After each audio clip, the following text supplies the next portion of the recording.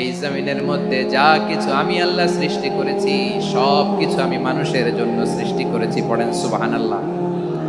ওয়াল্লাযী খালাকালাকুম মা ফিল আরদি জামিআ, যা আছে সব আমাদের জন্য, সব আমাদেরকে সার্ভিস দেওয়ার জন্য, আমাদের উপকারের জন্য, আমাদের কল্যাণের জন্য। আওয়াজ করে সবাই পড়ুন আল্লাহু আকবার। অন্য আয়াতে আল্লাহ বললেন ওয়াসাখখারা লাকুম মা ফিস সামাওয়াতি ওয়া মা ফিল আরদি জামিআন মিন ইন্না ফি যালিকা লাআয়াতিন লিকাউমিন ইয়াতাফাক্কারুন।